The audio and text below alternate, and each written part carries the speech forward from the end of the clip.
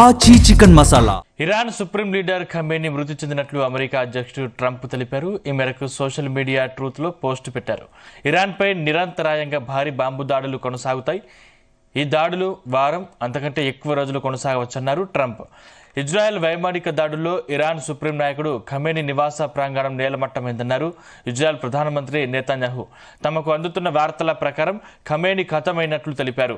Khamenei ఇల్లున్న ప్రాంగణం 30 బాంబులను ప్రయోగించమన్నారు. అయితే Khamenei సురక్షితంగానే ఉన్నారని, తమకు దిశానిర్దేశం చేస్తున్నారని ఇరాన్ సైనిక దళాలు స్పష్టం చేశాయి.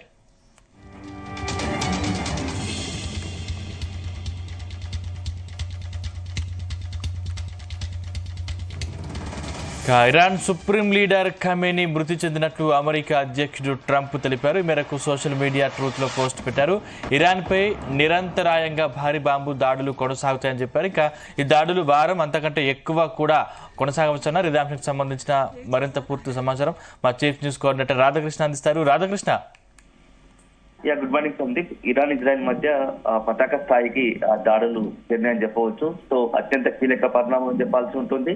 So Iran supreme leader Khamenei మృతి చెందినట్టుగా కూడా అమెరికా అధ్యక్షుడు డొనాల్డ్ ట్రంప్ అధికారికంగా తన ట్రూత్ పోస్ట్ లోనే ప్రకటించారు. అదే సందర్భంలో ఇజ్రాయెల్ కూడా ఖమేనీ మృతి చెందినట్టుగా కూడా చెప్తా వస్తున్నారు. నిన్న జరిపిన దాడిలోనే ఖమేనీ టార్గెట్ గానే మేము దాడులు నిర్వహించాము, ఆ దాడులు విజయవంతమయ్యాయి. సో ఆ దాడుల్లో ఖమేనీ మృతి చెందినాడని చెప్పేసి ఇటు డొనాల్డ్ ట్రంప్, అదేవిధంగా ఇటు ఇజ్రాయెల్ చెప్తున్న పరిస్థితి కనబడుతుంది. సో ఒక వైపేమో ఈ అమెరికా, ఇజ్రాయెల్ ఏమో ఖమేనీ చనిపోయాడని చెప్తా ఉంటే, మరోవైపు మాత్రం ఇరాన్ మాత్రం ఇంకా దాన్ని ఇది మా అధ్యక్షుడు సేఫ్ గా ఉన్నాడు, ఖమేనీ మృతి చెందలేదని చెప్పేసి చెప్తున్న పరిస్థితి కనబడుతుంది. సో నిన్న నుంచి మాత్రం ఒక రకమైన భీకర యుద్ధము రెండు దేశాల మధ్య కొనసాగుతా ఉంది. సో ఒక రకంగా చెప్పాలంటే ఇప్పుడు పశ్చిమాసియా ప్రాంతం అంతా కూడా అల్లకల్లోలంగా ఉంది. ఎక్కడ చూసినా క్షిపణి దాడులు, బాంబు పేలులతో దద్దరిల్లిపోతుందని చెప్పవచ్చు. సో ఎప్పుడైతే నిన్న ఉదయం ఒక్కసారిగా దాదాపు 24 గంటలు అవుతా ఉంది. సో రెండు దేశాల్లో కూడా బాంబు పేలుల తీవ్రత ఉంది. దీనికి తోడు ఇటు మొత్తం గల్ఫ్ కంట్రీస్, ముఖ్యంగా ఖతార్, కువైట్, దాంట్లో కూడా ఇప్పుడు దుబాయ్, ఖతార్, కువైట్ లో కూడా పెద్ద ఎత్తున ఒక మిజైల వర్షం కురుస్తూ ఉంది. సో ఆ ప్రాంతంలో పర్యటించే పర్యాటకులు కావచ్చు, ఇతరత్ర ప్రజలు కూడా కొంత తీవ్ర ఆందోళనతో ఉన్నారు. ఎప్పుడు ఎక్కడి నుంచి కూడా మిజైల వర్షం కురుస్తుందని తెలియని ఒక ఆందోళనకమైన వాతావరణం నెలకొంది, భయానక వాతావరణం నెలకొంది. సో ఎప్పుడైతే ఇరాన్ కి సంబంధించి ట్రంప్ వార్నింగ్ ఇచ్చాడో 10 రోజుల సమయం, ఆ 10 రోజుల సమయం నిన్నటితో ముగిసింది. నిన్న ఒక్కసారిగా అనూహ్యంగా డొనాల్డ్ ట్రంప్ ఏదైతే వార్నింగ్ ఇచ్చినట్టుగానే ఒప్పందానికి సంతకం చేసుకోకపోతే ఖచ్చితంగా ఒప్పందానికి లొంగి ఉండాల్సిందే, ఒప్పందం చేసుకోవాల్సిందే అని చెప్పేసి ఇరాన్ కు ట్రంప్ వార్నింగ్ ఇచ్చారు. అయినా కూడా ట్రంప్ వార్నింగ్ ను, ఎందుకంటే గత 10 రోజుల క్రితమే జెనీవాలో సమావేశం జరిగింది, ఒప్పందానికి సంబంధించి చర్చల క్రమంలో ఒప్పందానికి ఇరాన్ తలొగ్గాల్సిందే అని చెప్పేసి కూడా ఇటు గతంలో ప్రకటించినట్టుగానే జెనీవాలో డొనాల్డ్ ట్రంప్ అమెరికా మరొకసారి వార్నింగ్ ఇచ్చింది. 10 రోజుల్లో కనుక మీరు ఈ ఒప్పందంపై ఫైనల్ డిసిషన్ తీసుకోకపోతే ఖచ్చితంగా మేము మీపై దాడులకు దిగుతామని చెప్పేసి చెప్పిన ప్రకటనకు అనుకున్నాం. కానీ డొనాల్డ్ ట్రంప్ నిన్న ఉదయం నుంచి కూడా ఆయనే స్వయంగా మానిటరింగ్ చేస్తా ఉన్నాడు. ఇటు ఇరాన్ పై వరుసపెట్టి ఇజ్రాయెల్ తో కలిపి ఇట్లా అమెరికా బలగాలంతా కూడా అమెరికా వరుసగా ఇరాన్ పై పెద్ద ఎత్తున దాడులకు పాల్పడుతోంది. ముఖ్యంగా టెహ్రాన్ కి సంబంధించి ఇరాన్ కు ప్రధానంగా ఉన్నటువంటి నగరము టెహ్రాన్ పై వరుస దాడులతో మొత్తం విరుచుకుపడుతూ ఉన్నారు. సో దీంతో ఇప్పటికే మనకు అందుతున్న సమాచారం ప్రకారం వందలాది భవనాలు నిలమట్టమయ్యి సుమారు 12 మందిలకు పైగా కూడా పౌరులు మృతి చెందినట్టుగా కూడా తెలుస్తుంది. దీనికి తోడు ఒకవైపు అక్కడ నుంచి మిజైల వర్షం కురుస్తున్నప్పటికీ ఇరాన్ కూడా అదే స్థాయి ప్రతీకార దాడులకు దిగుతుంది. ఎక్కడ చూసినా పెద్ద ఎత్తున బాలిస్టిక్ మిసైళ్లతో ఇటు యుఎస్ సంబంధించిన సైన్యం ఇజ్రాయెల్ ఒకవైపు దాడులు చేస్తుంది, మరోవైపు యుఎస్ సైన్యం టార్గెట్ గానే గల్ఫ్ కంట్రీస్ మొత్తం కూడా ఆ గల్ఫ్ కంట్రీలో ఉన్నటువంటి యుఎస్ దళాలపై దాడులు చూస్తాం. దీంతో అక్కడ యుఎస్ ఎయిర్ బేస్ మొత్తం కూడా ఆ ఎయిర్ బేస్ ను కూడా మొత్తం క్లోజ్ చేసినట్టు అవుతుంది. పలు చోట్ల ధ్వంసమైనట్టుగా తెలుస్తోంది. ఎప్పుడు నిత్యము పర్యాటకులతో కలకలాడేటువంటి దుబాయ్ లాంటి బుర్జ్ ఖలీఫా కావచ్చు, ఇతర దుబాయ్ ప్రాంతం అంతా కూడా ఇప్పుడు ఒక రకమైన భయానక వాతావరణం ఉంది. సో ప్రపంచవ్యాప్తంగా కూడా మొత్తం అనేకమైనటువంటి, ఎందుకంటే భారత్ తో పాటు ఇతర దేశాల నుంచి యూరోపియన్ కంట్రీస్ వెళ్ళాలంటే, ముఖ్యంగా ఏషియా నుంచి యూరోపియన్ కంట్రీస్ వెళ్ళాలనుకున్నటువంటి విమానాలంతా కూడా ప్రస్తుతానికి రద్దు చేసినట్టుగా తెలుస్తోంది. ఎందుకంటే అక్కడ ఉన్నటువంటి గల్ఫ్ కంట్రీస్ లో, పశ్చిమాసియాలోని గల్ఫ్ కంట్రీ ముఖ్యంగా కూడా ఈ యొక్క ఎయిర్ బేస్లు మొత్తం కూడా నిత్యం ఇరాన్ మిసైళ్లతో దాడులకు పాల్పడే అవకాశం ఉన్న నేపథ్యంలో ఇప్పటికే అనేక దాడులు జరిగాయి. ఇక్కడ కూడా కంటిన్యూ అయ్యే అవకాశం ఉన్న నేపథ్యంలో అనవసరంగా ప్రయాణికులను రిస్క్ లో పెట్టదనే ఉద్దేశంతో మొత్తంగా కూడా విమానాలను రద్దు చేసినట్టుగా తెలుస్తోంది. ఒక రకంగా చెప్పాలంటే ఇప్పుడు ప్రస్తుతం భయానక వాతావరణం కనపడుతూ ఉంది.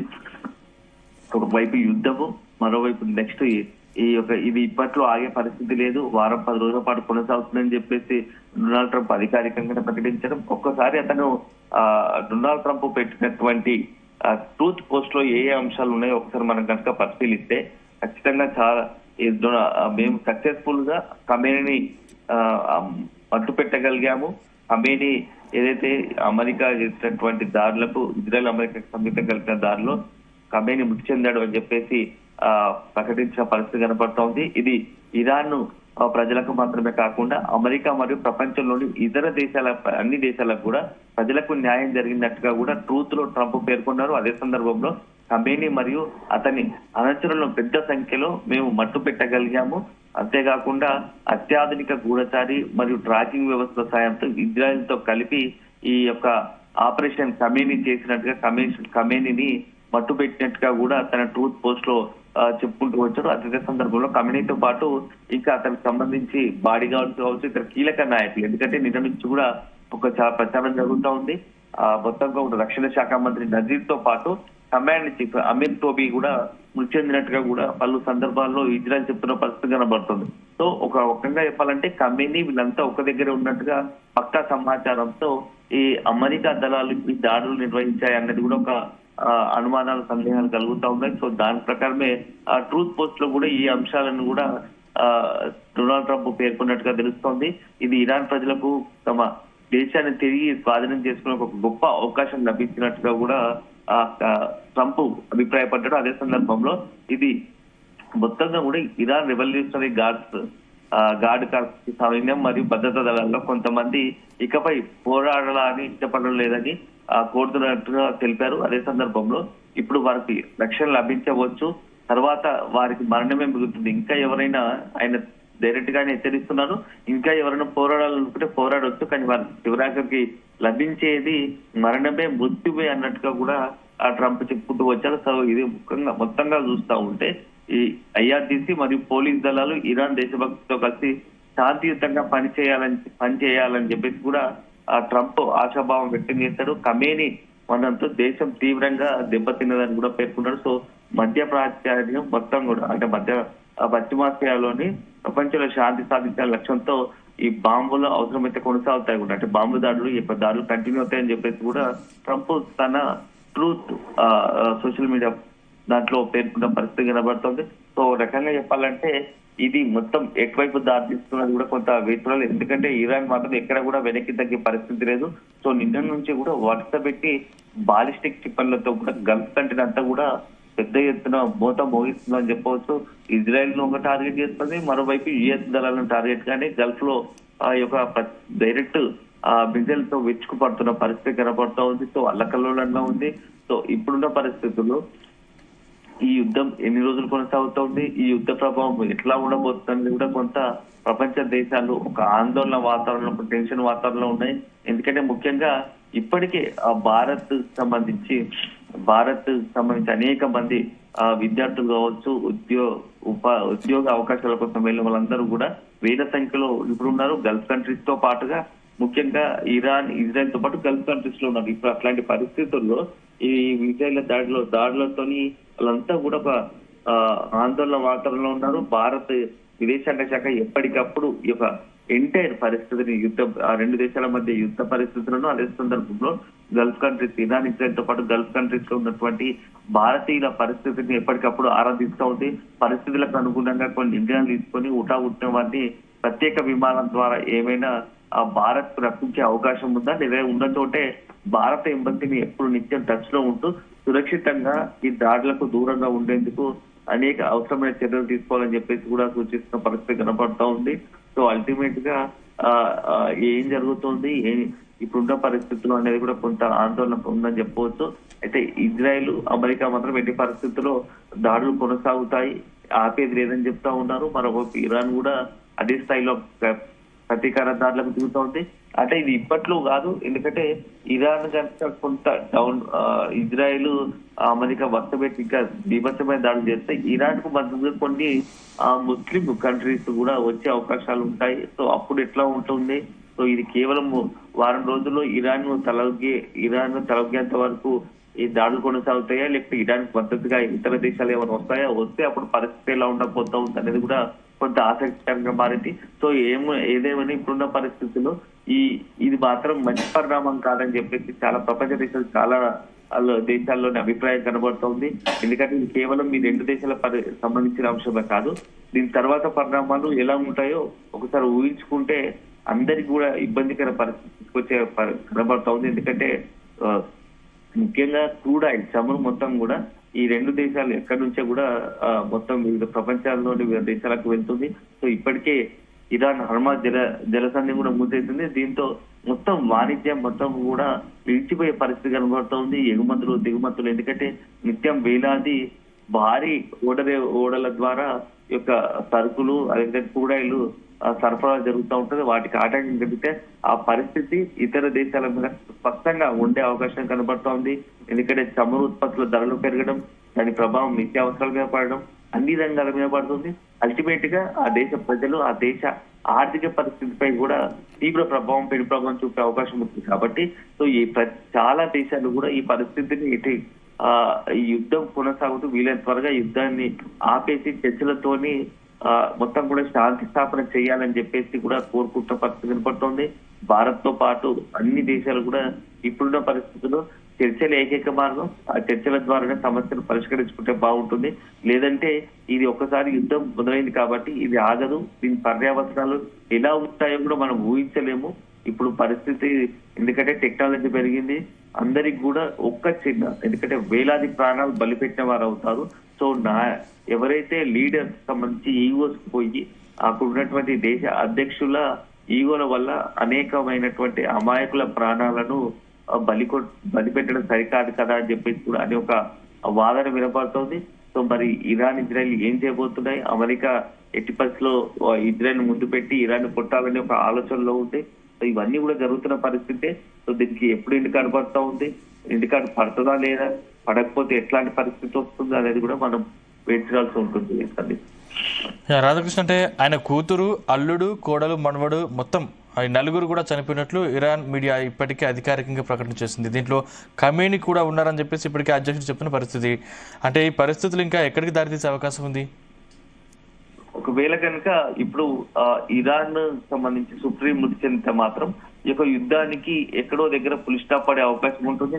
లేదు అంటే అక్కడ ఉన్నటువంటి బలగాలు కూడా, ఎందుకంటే ఆల్రెడీ గతంలోనే గత ఏడాది 2020 జూన్ లో కూడా ఇట్లాంటి పరిస్థితి వచ్చింది. ఖమేనీ తాను ఒకవేళ నేను మరణించినా అది నేను ఒక గొప్ప విజయంగా భావిస్తాను, ఎందుకంటే నేను అనుకున్న దానికి నా ప్రాణత్యాగం చేస్తానని చెప్తాను. ఎట్టి పరిస్థితుల్లో నేను చనిపోయినా కూడా మీరు యుద్ధాన్ని ఆపద్దు, కంటిన్యూ చేయాలి, శత్రువులను ఎట్టి పరిస్థితులు వదిలిపెట్టొద్దు అని చెప్పేసి గత ఏడాది 2025 జూన్ లోనే ఖమేనీ బంకర్లు తలదాచుకున్న సందర్భంలో ఖమేనీ టార్గెట్ గా కూడా అప్పుడు ఇజ్రాయెల్, అమెరికా బలగాలు దాడులు నిర్వహించాయి.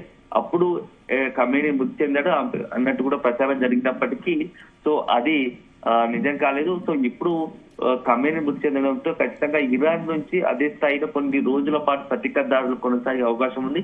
సో అల్టిమేట్ గా ఖమేనీ మృతి చెందడంతో ఏదైనా, ఏ యుద్ధమైనా, ఏ దేశమైనా నాయకుడి ఫాలో అవుతారు, ఆయన డైరెక్షన్ లోనే జరుగుతుంది. కాబట్టి ఖమేనీ మృతి చెందితే మాత్రం ఖచ్చితంగా ఇరాన్ కు ఒక దెబ్బ లాంటి, కోలుకోలేని దెబ్బ. తదుపరి పరిణామాలు ఎలా ఉంటాయి? సో ఇరాన్ కి సంబంధించి ఖచ్చితంగా ఖమేనీ మృతి చెందితే ఇజ్రాయెల్, అమెరికా ఆధిపత్యం కొనసాగినట్టే. వాటిపైన ఆటోమేటిక్ గా ఇక అమెరికా ప్రభావం ఉంటుంది. అమెరికా కొంత పెత్తనం చేసే అవకాశాలు కూడా కనబడతాయి. సో అట్లాంటిదే జరిగితే ఇరాన్ కి సంబంధించి మొత్తం కూడా నెక్స్ట్ ఎవరైనా ప్రజలు కావచ్చు, అక్కడ ఉన్నటువంటి ఇతర మొత్తం కూడా ఆర్మీ ఎట్లా రియాక్ట్ అవుతున్నది కూడా మనం వేచి చూడాల్సి ఉంటుంది. సో మొత్తానికి అయితే నిన్న నుంచి కూడా లక్ష్యం ఒకటే. సో అన్ని అదును చూసి ఇజ్రాయెల్ అంటే ఖమేనీకి సంబంధించి నిత్యం ఖమేనీకి సంబంధించి పూర్తి స్థాయి సమాచారం ఖమేనీని మానిటరింగ్ చేస్తూ అతని టార్గెట్ కానీ నిన్న దాడులు కొనసాగాయని చెప్పేసి కూడా కొంత అనుమానాలు సందేహాలు కలుగుతారు. ఎందుకంటే ఉన్నట్టుండి ఒక్కసారిగా ఇజ్రాయెల్ విరుచుకుపడడం అంటేనే ఖచ్చితంగా దీని వెనుక అమెరికా ఇజ్రాయెల్ ఖమేనీ టార్గెట్ గానే నిన్న దాడులు చేసుకుంటది.